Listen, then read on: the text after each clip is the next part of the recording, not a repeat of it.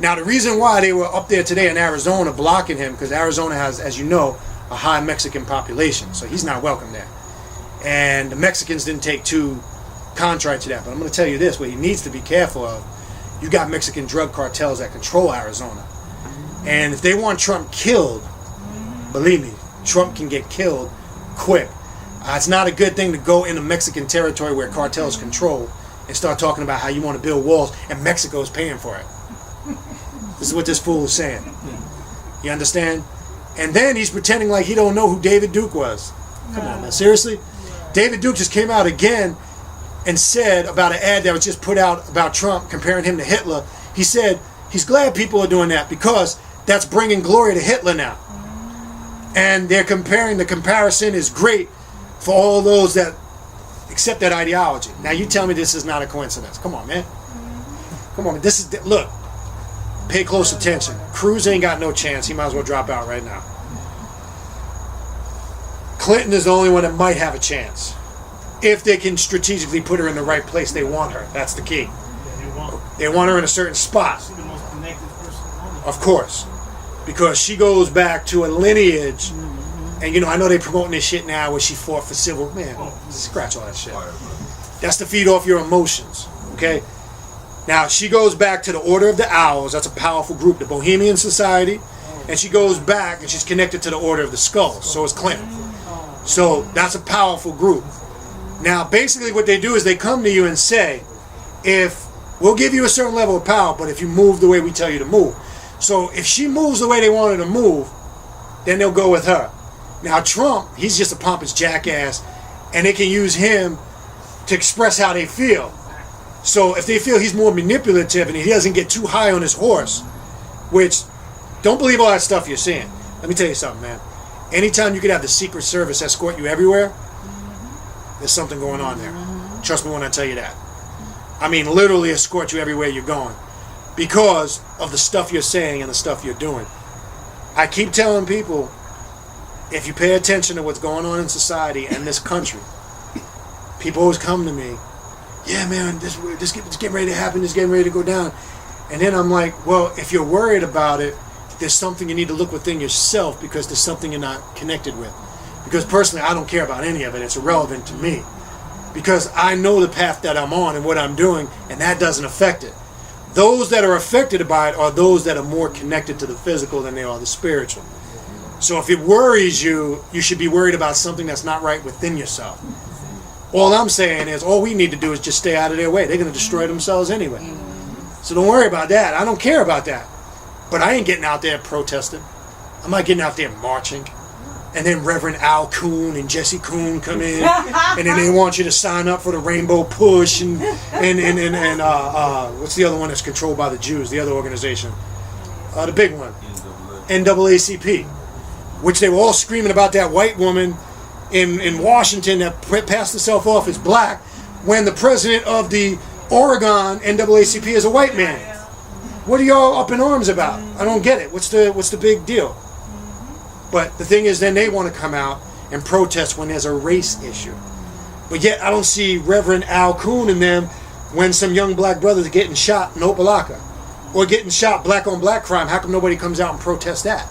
You want to know why? Because nobody cares. There's no money in that. They couldn't care if black people killing each other every day. But when it's black and white, ching ching, dollar signs, we show up, marching means boosters, petitioning, people signing up, money. You see them all come out of the woodworks. Let's talk about that. Let's get into that aspect. How come nobody is up in arms and disgusted about that? To me, that's appalling. Because that happens on a regular, daily basis. And there's somebody strategically wants you to see these police shootings that they upload them to YouTube every day now. Somebody getting shot. And they want you to react. Instead of being proactive, they want you to be reactive. And that's somebody that's not in connection with their root chakra. So they know this. There's a game. Look, mental slavery is strong and living. It's powerful. They know physical slavery may be a thing of the past in certain spots. But they know they can work their magic by way of controlling you and manipulating you mentally now. That's why I said magic is manipulation of the subconscious mind. Step one is giving them back everything they gave you. It doesn't work. Step 2 is reprogramming your subconscious mind of all the bullshit you've been taught, because it's all incorrect. Okay, give them back their God, Allah, Jehovah, Yahweh, Jesus, Jah. Give them back all that shit, because it doesn't work for us. Their God is a God of chaos, confusion, death, destruction, and bloodshed. And it's destroying us every day mentally. And we fight over this on a daily basis amongst each other. We want to argue over this amongst each other as if it holds some type of validity. So I said, people come to me, yeah, brother, I'm a black Hebrew Israelite. I don't care. I'm not interested. I don't want to get in the Bible, because I know if I spend 3 hours arguing with you, you can't leave the Bible. So why would I waste my time talking to you for 3 hours when the only thing you're going to throw at me is Bible quotes, and anything I do to refute it, you're going to have some justification that, let's go to the Bible, when I'm telling you, prove to me your God exists without using your Bible, and you can't do it. So conversation's over. I don't even want to have a conversation with you. Don't talk to me about Allah when you want to sit here and tell me I got to do these ridiculous, stupid-ass things that don't make any sense, that I got to believe in a God that I have to worship 5 points of the day, in positioning of the sun, which is really sun worship, which goes back to Zoroaster. That's a whole nother story. Which your whole thing I can find on the walls of the pyramids in ancient Egypt, because when I read your Sunnah and your Hadiths and your traditions, the whole prayer of Salat is not even in your Quran. So where did you get the ritual of Salat? I can tell you where you got it, off the walls of the pyramids in ancient Egypt. I can find every position in Salat. So are you really, your pilgrimage or your Hajj ritual comes from a ritual that was done around the pyramids of Khufu, when they all put on white, shaved their heads, shaved all their body hair, took a ritualistic bath and put on white, and did what they call a Zed ritual around the pyramids. Sounds very familiar, don't it? That's your Hajj ritual in Mecca. That's nowhere found in the Quran in detail. So don't tell me to join a religion that you also stole from Africans. You understand? That doesn't make sense to me. These are baby religions that came after the fact. Baptism, circumcision, all that stuff was done in Egypt prior, before it was done in Islam, Christianity, and Judaism. Okay? The word Messiah or Messa goes back to ancient Egypt. It's not a title that was exclusive to Jesus. All that means is one who is anointed with oil. David was a Messiah. I can go in your Bible and show you 10 different prophets that were anointed Messiahs. And it goes back to the deity Tawarat in Egypt, is where they get the word Torah. And Tawarat was the crocodile deity that the Thutmose, the first of ancient Egypt, drove the Hyksos out because they weren't welcome. Thutmose, Moses. Hyksos in Egypt for 400 and something years were driven out. Israelites, Hebrews. There's no record of anybody in Egypt for 400 and something years called the Israelites. It's not there. Doesn't exist. So now who are the Israelites in the Bible? They're the Hyksos, the Hekakasut, the shepherd kings. They are your Hyksos dynasty, the last 46 dynasties of Egypt that worked their way into Egypt and mixed in with the original Nubians. That's who they are. That's the story you're reading in your Bible. Don't get it twisted. If that's not true, I ask anybody to prove to me and show me in any record of any group of people on Egyptian records called Israelites or Jews that resided in Egypt for 400 and something years. You can't do it. It's impossible. And the Egyptians were the most accurate record keepers than anybody on the planet. So I'm saying that to say your Bible is fabricated on lies. It was all stolen from Egypt. It's a waste to even debate it. So I can't debate with somebody that said, well, hold on, brother, let me go. If I just told you that, then the origin holds no validity, because everything in it, whether it's the negative confessions, the 247 negative confessions found in the coming forth by day, which your Torah was precepted after, and the 10 commandments, not just the 10, because I tell people, you're a Hebrew, really? So how many commandments do you follow? There's 613 commandments in the Torah. If you're not keeping every 613 commandments, you are not a true practicing Hebrew or Jew. Okay? And there is no so-called Hebrew or Jew keeping every 613 commandments. Bullshit, you're full of it. So don't tell me you are keeping all 613 commandments in the Torah, because it's impossible. I have a question in that day. Yep. Okay. The question is, if the masses at large continue to function under the hypnosis and the trance of religion, right, for the next 30 years, what do you think will really happen to the earth? Well, here's what you got to understand, or understand. The earth is changing regardless. Those people are irrelevant, regardless. Because as nature changed, and we change with it, nature, whether we change with it or not, nature's going to evolve regardless. So those people can stay stuck in religion. That's not going to affect what's getting ready to happen. It just means their journey is going to be a little more difficult than those that are in tune.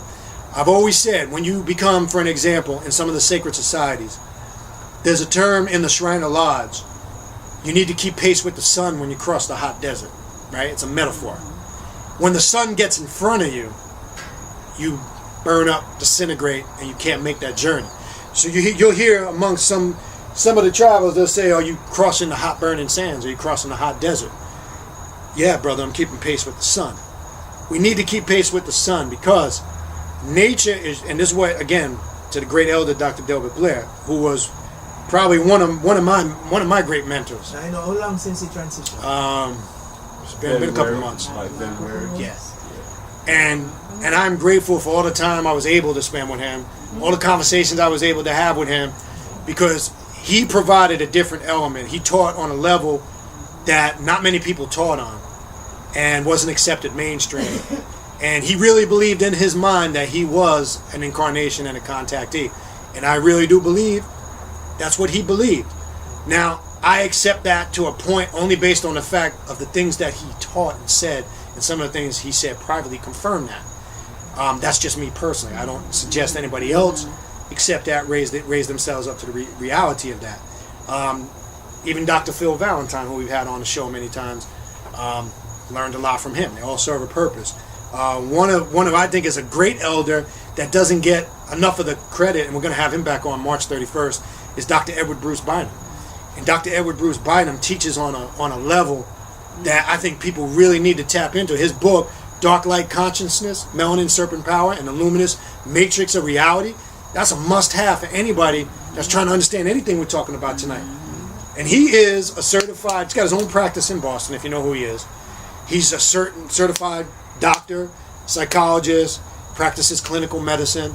But man, if you go Google this guy and watch some of his lectures and he's about to drop another book, nobody talks about him. You want to know why? Because he's not telling you about how great you were back in Africa. He's getting into neuromelanin, the origin of it in your brainstem. He broke down and explained on our show, regardless of what race and ethnicity you are, not your neuromelanin, which is your physical melanin, each individual has the same ability to produce the same amount of neuromelanin as the next individual. There's no difference. He gets heavy into the Dravidian culture. He gets heavy into tantric sex. He gets heavy into activating the chakras. He gets into a bunch of different yoga techniques. His book is thorough because he gives you a lot of different things you can put into practice, actual practices, rituals, examples. And this is a brother that I admire probably more now so than any other elder. And the one thing is, he's an intelligent brother. He's not he's not that stereotypical. He gets criticized because he's very educated. He lives in Massachusetts, has an educated background, and that's why I said what I said earlier. People that associate being well educated and financially well off as not being down with the cause, get away from that. Because I'm trying to get like Dr. Bynum is. That's where I'm trying to go. I'm not. That's where I'm trying to go. And he comes on our show frequently. We get him on once a month, and I love that brother to death. And he'll be back on March 31st. And when you listen to him teach, man, you just gotta listen to him. Read his book, and when you hear where he's coming from, you definitely know he has tapped into something that somebody else has not tapped into. Because no matter how many times I hear him talk, it comes with something new, man. You've heard him on the show a bunch of times. You've been on a lot of the shows. You've heard him. Dark light consciousness. And dark light consciousness is that neuromelanin that he's talking about. You gotta read it carefully. You gotta take your time. Oh, you have to take your time. You gotta take your time. Yeah, And he'll tell you that. You gotta take your time. You want to know why? Because he comes from a scientifical and a medical aspect that most people don't teach from. He's not, and you see he's thorough on history. He can do the history thing. He can get into the dynasties of Egypt when he talked about the Osirian cult and how Osirian or Osiris worship got elevated to the state it is today, but he gave you the metaphysical breakdown of it and took you back. But there's one thing that resonates with me, and when he said it, it resonated so strong that it just appears to me in my meditations. I hear his voice. He said, we got to learn to take the history of ancient Egypt back then and update it to 2016. That's the most powerful thing anybody could say. That's why I say all these Hotep dudes walking around, Hotep. What I'm trying to say is it's deeper than putting on a dashiki, a big ass ankh, and some oil. That doesn't make you cultural and in tune. That just means you got the physical look down pat. But where is this and where is this? 9 out of 10 times it's not where it needs to be, unfortunately. So Dr. Bynum comes from that perspective, and I think it's needed in this day and time because nobody's teaching. Now, in circles when you talk, I've had Brother Panic on the show, I've had Bobby Hemmett, Dr. Blair, Dr. Valentine. You'll get different perspectives on him. And some will not really tap into what he's saying because I think he deals with so much science, they don't know how to put it into perspective.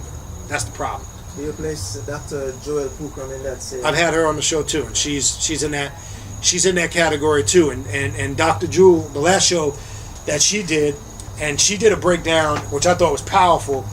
She said individuals she did the 9 different stages or 9 dynamics of the mind. And she said most people are stuck between the 2nd and 3rd stage, 9 circuits of the brain. She said those are the people that can't leave their places of comfort, their personal ideologies.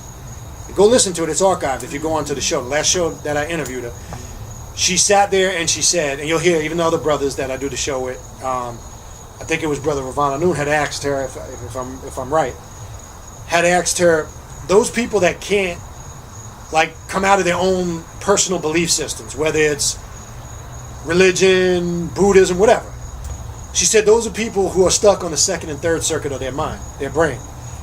Meaning anytime you come to them with something that doesn't line up with their ideology, they become combative. That's what she said.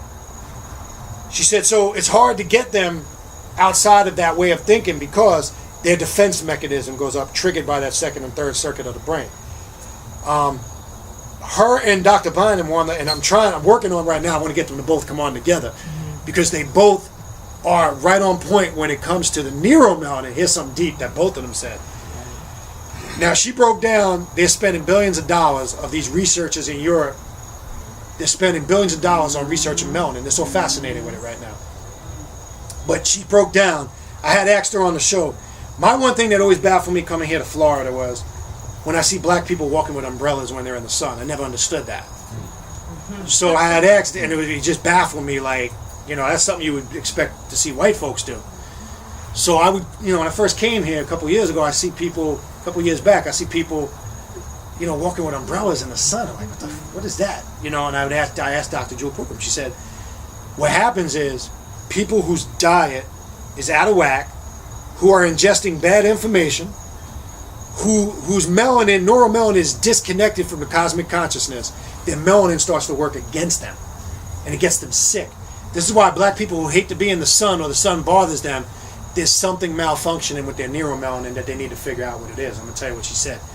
She likened it to this. She said, if you're a melanated person and you eat a heavy meal in heat, say something heavy with meats or something that's heavy laden with artificial preservatives and chemicals, she said you're going to feel like your body's going to what do they call that?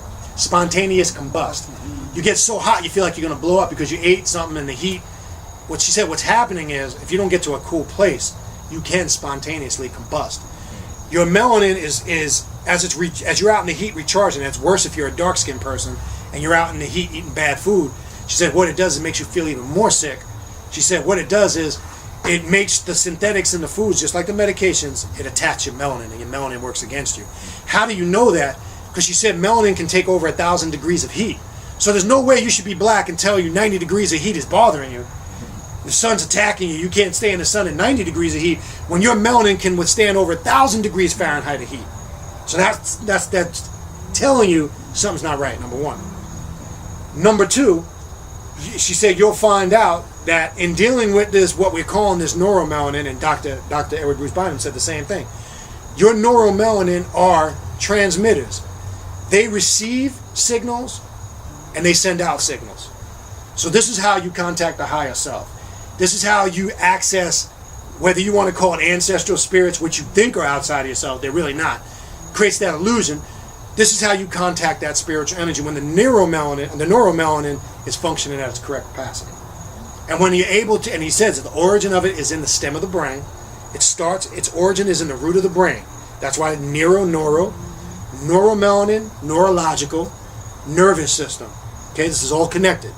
This is why when most folks get disconnected spiritually, what do they have? A nervous breakdown. Because the neurological centers of the brain are disconnected. So now they are a magnet for any type of energy. So now they start hearing walk-ins, everything. They start hearing voices. We say they're going crazy. It's just, no, they're not going crazy. They're just not able to assimilate the energy. That is the greatest gift for a melanated person, to activate their neuromelanin and decalcify their pineal gland. Because once the pineal gland is decalcified, it is now open and receptive to receive the signals, the knowledge, the information. Now, ELFs, extreme low frequencies, are constantly decalcifying that on a daily basis. They know this. As we're sitting here right now, there's ELFs being emitted from these wires right here, right now. Every time you get on your cell phone, you're activating extreme low frequencies. That's why Dr. Blair was big on the magnets, on putting them on your cell phones, putting them in your cars, putting them on your seats, putting them in your microwaves, because you're ingesting that energy. That's why he was big on that. That was his specialty. That's what he taught. Because he said those ELFs are killing us every day. It's cutting us, our connection off with our spirits. You understand? He was a firm believer in that. Now, we didn't even talk about mirror magic. One of the greatest conversations I ever had with Dr. Blair was working with mirrors. And one thing a lot of people may know about Dr. Blair was he practiced magic. He didn't talk about it openly. He has over the years. But he taught me some stuff on opening gateways and mirrors that blew me away. And you've seen they've made stuff over years in horror movies about it, spooking it out. But there's a ritual that he told me how you can open the gateway to other dimensions by way of mirrors, and it's powerful. But your mind has to be open to it. Now, he also said it can work against you, because when you open portholes in dimensions, you got to know how to close them too. Sometimes what happens is people open them, they let energy or beings in, and they don't know how to let them depart. Because you got to know how, there's a way to summon and invoke them, and there's a way to send them back. You have to learn that science, because then you can invoke them at will, but some of them get here and they run amok. And they can plague you if you don't decide. Some people go crazy, is what I'm trying to say. I'm bringing all this up to say the power of the neuromelanin, the power of what we're talking about here tonight, the chakras, our ancient spiritual systems. This is what I'm trying to present to you tonight, is your salvation. And guess who's responsible for that salvation? You. It's not protesting. It's not marching. It's not getting involved in this system that he's trying to suck us into right now with all this shit that's going on. It's not, Islam ain't going to do it, Christianity, none of those things are going to do it. When people say, when is it going to change for us? Quite simply, when you negate yourself of all the bullshit they've given you. Go ahead. Joel said something a long time ago, and I think all of us should really pay attention to this. Joel Pukram, she wrote a book that is called Vitamins and Minerals from A to Z. And she spoke about from individuals to individuals in one family, how different we are and how different our makeup really is. So she's saying that